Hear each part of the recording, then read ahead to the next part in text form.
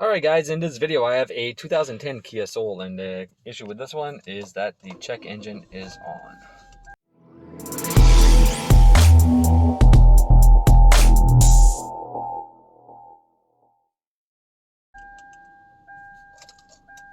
So, I thought I'd bring you guys along. We're going to go ahead, we're going to diagnose this together. And first thing that we're going to do, obviously, is that we're going to come down and we're going to scan for codes. Start up the diagnostic software.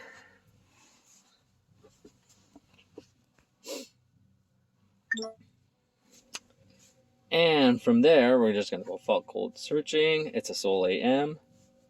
We're going to check all of the modules, and I'll give you guys a little what the customer concern is that every time they go to the gas station and they fill up, after they're done filling up, it takes about 15 to 30 seconds before the car actually starts. So the customer actually has to take and hold the pedal to the floor, and then the vehicle will eventually start as he's cranking. Now, I'm pretty sure that we have a purge flow issue, because that sounds what it is basically. How can I explain this? If you go to and fuel up your car and your purge valve is stuck open, what that is going to cause is that it's going to cause all the fuel vapors to actually travel up into the pipe and stay there. But as soon as the engine is started, or as soon as the engine starts to crank over, what ends up happening is that since the purge valve is open, there's vacuum that's entered into that purge line, and it just sucks all the fuel vapors up into the engine. Now, that's not to say that that's what the issue is, but I'm pretty sure that that's what the issue is on this one. Like I said, we're going to go and we're going to diagnose this one together. And if it's a purge valve issue, I have a lot of videos onto my channel with purge valve issues. And if you have a purge valve issue or a purge valve code, the diagnosing of that code or of that component is pretty much the exact same.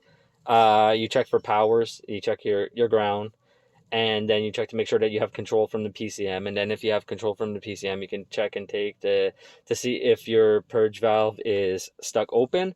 And you also have to check to make sure that maybe the PCM driver is okay and not grounding that circuit out constantly. So the scan is finished, and what we have is a P0441. And it says evaporative emission system incorrect purge flow. So we're gonna take them. We're gonna diagnose this anyway together. We're gonna take and we're gonna go verify the purge valve. The purge valve is located into a very weird spot onto this engine. It's located behind the intake manifold, and it's pretty hard to get to. But we're gonna try our best to get to it. I'm gonna try my best to film it for you guys at the same time.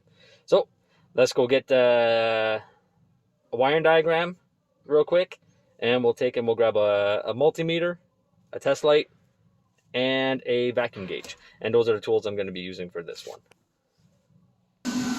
Alright, sorry, I forgot my tripod at home, so we're going to do it like this. So we're just going to open up my pressure analysis program. We're going to go onto the cylinder sink, and as you can see, that brings up at the window. And now we're just going to follow the wires. We see that this is our canister right here. And if we we have one control wire that is right here. And then we have another power wire that is on this side. So what that tells me is that we have one wire that controls, that's going to pulse the canister purge valve on and off, and then we have a constant power. So what we're going to do now is go over the car. I'm going to show you guys where this guy lives, and I'm going to start taking stuff apart, and I'll bring you guys back when everything is apart, because like I said, I forgot my tripod at home. So your purge valve lives all the way in the back over here. So I decided it might be better to actually show you guys with a light than just in the dark. So I don't know if you guys see all the way down here. There's a little like filter piece right here. Well, your purge valve is actually connected to that, and it goes all the way towards the back. When I get the intake tube off, I'll show you guys that. But that's where your purge valve goes. So we got to take this off to get to the purge valve, and then after the purge valve is off, we'll be able to start diagnosing this. But it's break time, so I'll be right back. Alright, so I really wish I had my tripod, but that's okay. So I have the engine started right now, and the reason I have the engine started is because during my break I forgot to turn the key off and the battery died. So I have a booster pack onto it, the battery started. Now what we're going to do is that since I have the intake off, we're going to take and we're going to test for control, which was the yellow wire.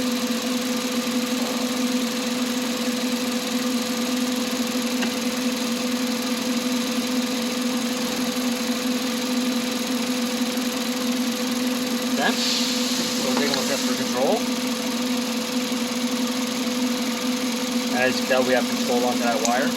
And for power, we will take and we will test power with a regular test light. And as you can see, we have power. So, what does that suggest? That suggests that we have an issue internal of our valve.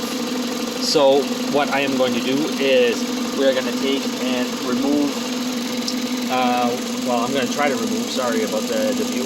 I'm going to try to remove one of the clips down here so we're able to get onto the purge valve, and then we're going to take and we're going to hook up a vacuum gauge to it and see if it's constantly sucking in vapors from the fuel tank, or the charcoal canister I should say.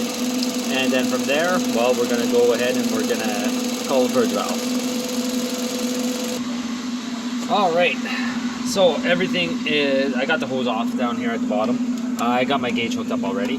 So the last step to do is to take, hopefully this guy comes off easy, and unplug the solenoid valve. There we go. And now we're just going to take and start the vehicle, and we're going to see if there is vacuum present coming from the solenoid valve. Now that solenoid valve should not have any vacuum onto it whatsoever. If you have vacuum on there, that's a very good indication that your solenoid valve is defective. Probably has a ripped diaphragm on the inside or a stuck shaft, and it's causing your rich no start condition. So I'm going to take and go start the car now.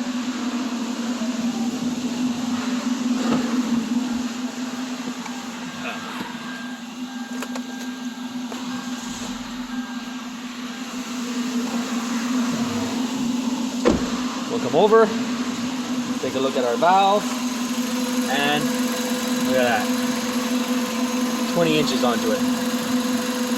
So that's pretty definitive that the purge valve is defective. So we checked power, we checked ground, we had control onto it, and the control was actually being fluctuated by the driver and the PCM. So that means that there wasn't a short, and we unplugged the connector for the purge valve, put the gauge onto it, started the engine, and here we go. We can see that our purge valve is defective at this time. So I hope you guys enjoyed the video. Purge valves are pretty easy to diagnose once you get the hang of them. After about a good 15 to 20 of them, you start to realize that there's a pretty decent pattern on every make and model. So that's it for this one, and I'll see you guys next time.